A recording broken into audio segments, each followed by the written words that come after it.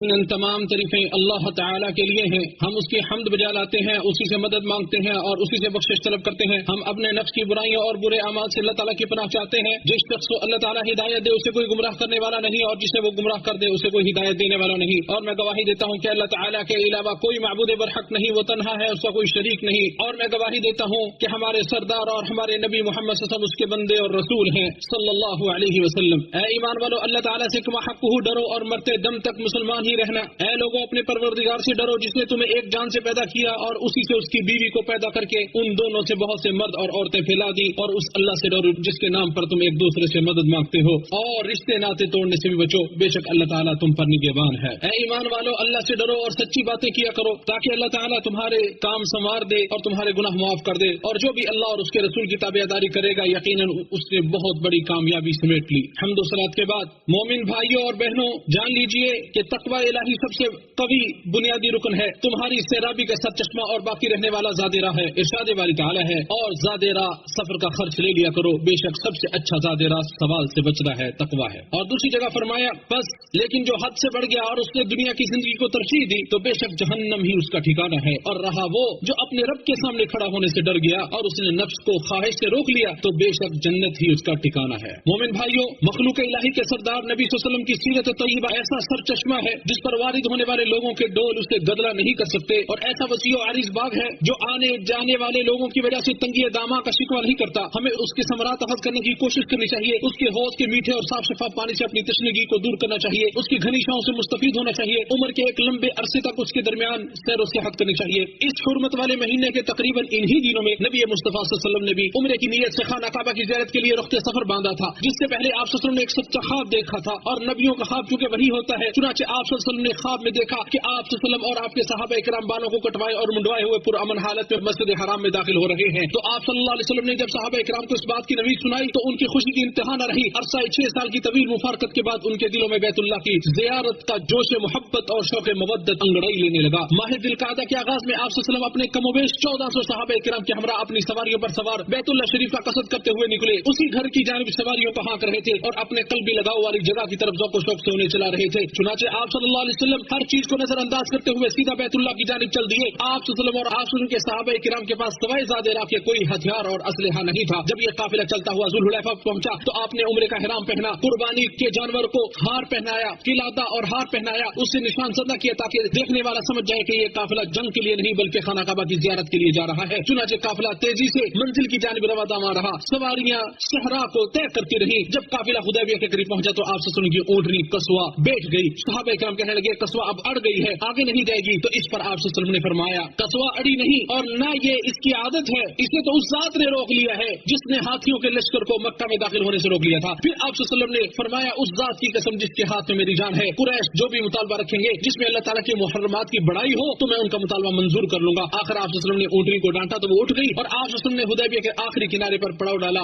آپ صلی اللہ علیہ وسلم کو خبر پہنچی کہ اہل مکہ آپ سے لڑیں گے اور آپ کے بیت اللہ پہنچنے میں رکاوٹ بنیں گے، لیکن آپ صلی اللہ علیہ وسلم نے فرمایا ہم کسی سے لڑنے نہیں آئے، ہم صرف عمرے کے ارادے سے آئے ہیں۔ چنانچہ انہوں نے نبی صلی اللہ علیہ وسلم کو بیت اللہ میں داخل ہونے سے اس لیے روکا تاکہ عرب یہ نہ سمجھے، یہ نہ کہیں کہ وہ زور بازو اور دھکے سے داخل ہو گئے ہیں۔ پھر فریقین خط و کتابت اور مفاہمت کے بعد اس بات پر صلح کرنے کے لیے رضامند ہوئے کہ اس سال وہ نبی صلی اللہ علیہ وسلم اپنے ساتھی واپس چلے جائیں گے اور آئندہ سال دوبارہ آئیں گے، پھر مکہ میں 3 دن تک قیام کریں گے۔ آپ صلی اللہ علیہ وسلم اور آپ کے وسلم کے صحابہ کے پاس کسی طرح کا اسلحہ نہیں ہوگا۔ اس طرح اہل مکہ کی خواہش کے مطابق صلح طے پا گئی، جو بات صحابہ کرام پر بڑی گراں بھی گزری کیونکہ انہیں بیت اللہ سے روک دیا گیا تھا اور صلح کی شرطوں کی کچھ چیزیں نا انصافی اور ظلم پر مبنی تھی۔ چنانچہ حدیبیہ کے مقام سے آپ صلی اللہ علیہ وسلم کے واپس لوٹنے کے موقع پر اللہ تعالیٰ نے سورہ فتح کو نازل کر دیا، جس کا آغاز انتہائی عجیب و غریب اور ہیبت بھرے انداز سے کیا۔ ارشاد باری تعالیٰ ہے ہم نے بے شک آپ کو کھلی اور صریح فتح دی تاکہ اللہ تعالیٰ آپ کے اگلے اور پچھلے گناہوں کو معاف کر دے اور اپنی نعمت آپ پر تمام کر دے اور آپ کو سیدھے راستے پر چلائے اور تاکہ آپ کی زبردست نصرت فرمائے۔ وہی ہے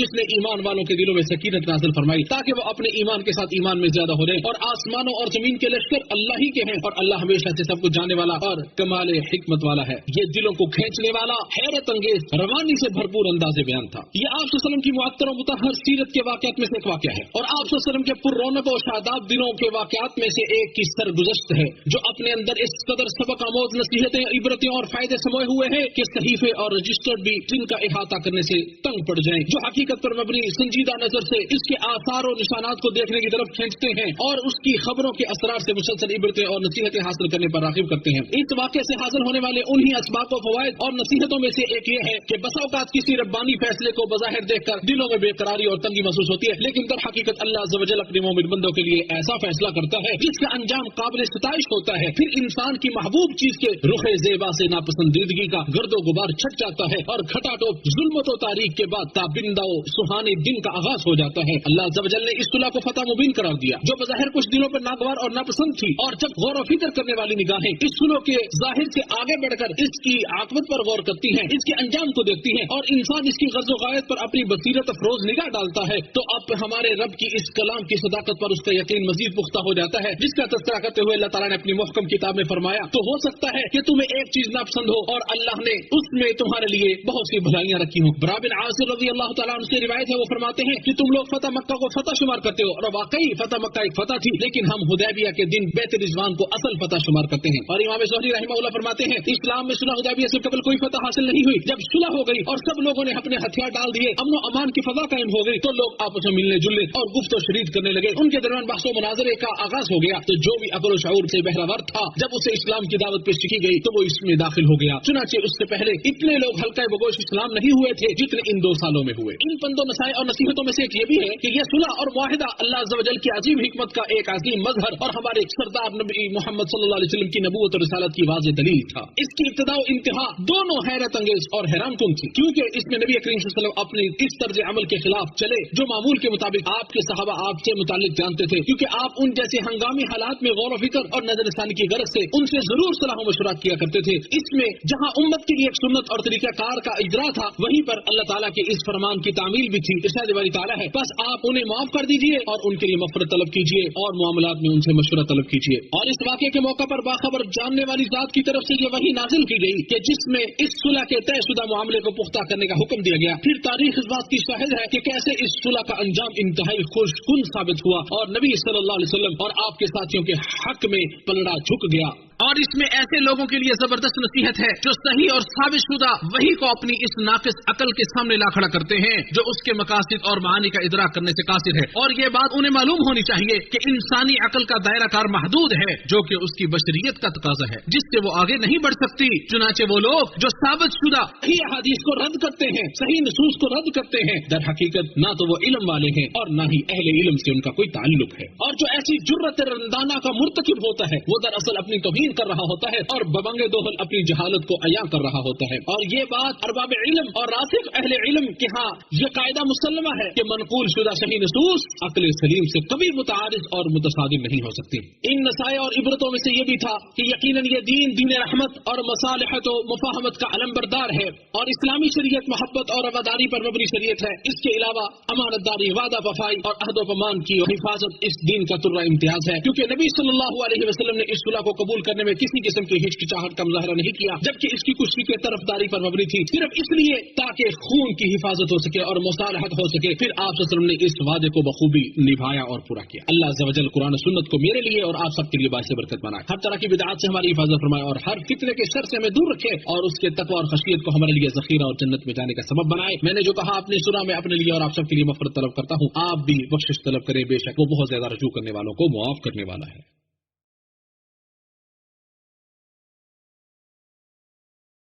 تمام تعریفیں اللہ عز و جل کے لیے جو ہر طرح کی حمد و ستائش کا سزاوار ہے، اور میں گواہی دیتا ہوں کہ اللہ کے سوا کوئی معبود برحق نہیں، وہ تنہا ہے، اس کی تخلیق اور کاریگری میں اس کا کوئی شریک نہیں، اور میں گواہی دیتا ہوں کہ محمد صلی اللہ علیہ وسلم اس کے بندے اور رسول ہیں، ان پر اور ان کے آل و عیال پر، ان کے ساتھیوں پر اور ان کی صداقت کی گواہی دینے والوں پر بادل سے گرنے والی بوندوں اور موسلادھار بارش کے قطروں کے برابر رحمتیں اور سلامتی نازل ہو۔ حمد و صلوات کے بعد یہ تاریخی واقعہ جن عبرتوں اور نصیحتوں سے لبریز ہے ان میں سے ایک یہ بھی ہے کہ اللہ عز و جل نے اپنے رسول کے اس خواب کو سچ کر دکھایا جو انہوں نے دیکھا تھا کہ انہوں نے اور ان کے ساتھیوں نے مسجد حرام میں حفظ و امان کے ساتھ داخل ہونے کی قسم کھائی ہے، پھر ہر طرح کے خوف کی نفی کر کے اس بات کی تاکید کر دی تاکہ ذرہ برابر ان کے دلوں میں خوف پیدا نہ ہو سکے۔ اللہ عز و جل نے اس سورت کے آخر میں فرمایا بلا شبہ یقیناً اللہ نے اپنے رسول کو خواب میں حق کے ساتھ سچی خبر دی کہ تم مسجد حرام میں ضرور داخل ہوگے اگر اللہ نے چاہا، امن کی حالت میں اپنے سر منڈواتے ہوئے اور بالوں کو کتراتے ہوئے، ڈرتے نہیں ہوں گے۔ تو اس نے جانا جو تم نے نہیں جانا، تو اس نے اس سے پہلے ایک قریب فتح رکھ دی۔ اس آیت کریمہ میں اس عظیم جگہ اور اس خوفناک منظر میں امن و امان جیسی نعمت عظمی کی طرف اشارہ ہے جو مسلمانوں کے انبوہ اور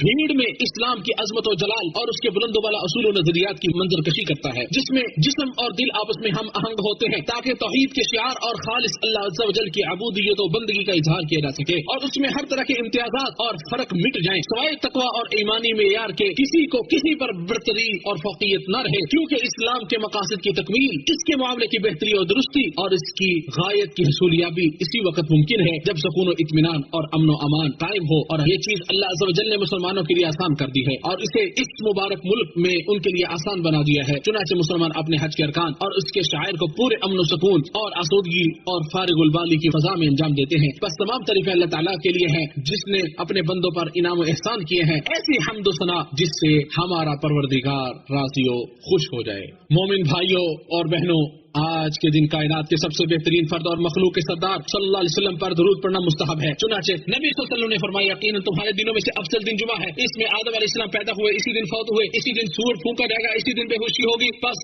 اس دن مجھ پر کثرت سے درود پڑھا کو یقیناً تمہارا درود مجھ پر پیش کیا جاتا ہے۔ لوگوں نے کہا اے اللہ کے رسول، وفات کے بعد آپ پر درود کیسے پیش کیا جائے گا جبکہ آپ وسیدہ ہو چکے ہوں گے؟ آپ صلی اللہ علیہ وسلم نے فرمایا اللہ تعالیٰ نے زمین پر حرام کر دیا ہے کہ وہ انبیاء علیہ السلام کے جسموں کو کھائے، لہٰذا اس دن آپ بھی نبی کریم صلی اللہ علیہ وسلم پر بکثرت درود و سلام بھیجا کرے تاکہ یہ اللہ رب العالمین سے آپ کی قربت اور نزدیکی کا سبب بن جائے۔ اے اللہ درود و اسلام اور برکت نازل فرما اگلے اور پچھلے تمام لوگوں کے سردار امام الانبیاء خاتم النبیین رحمت للعالمین صلی اللہ علیہ وسلم پر اس کے بقدر جو تیری کتاب نے شمار کر رکھا ہے، تیرے قلم نے تحریر کیا ہے اور تیرے علم نے جسے اپنی وسعت میں لے کر رکھا ہے، ہمیشہ ہمیشہ قیامت تک مسلسل نازل فرما۔ اے اللہ ہدایت یافتہ قائدین خلفائے راشدین ابو بکر عمر عثمان و علی اور اپنے نبی کے تمام صحابہ کرام سے راضی ہو جا، تابعین کرام اور قیامت تک آنے والے ان کے پیروکاروں سے بھی راضی ہو جا، اور ان کے ساتھ ساتھ اپنی عفو اور درگزر اور رضامندی کی بارش کرتے ہوئے ہم سے بھی راضی ہو جا۔ اے سب سے زیادہ عزت والے پروردگار، اے اللہ اسلام اور مسلمانوں کو غلبہ عطا فرما، کفر اور اہل کفر کو ذلیل و رسوا فرما، اور اس بابرکت ملک کو اور تمام مسلم ممالک کو بھی مضبوط، محفوظ اور امن والا بنا۔ اے جہانوں کے پالنہار، اے اللہ ہمارے پیشوا خادم حرم شریفین اور ان کے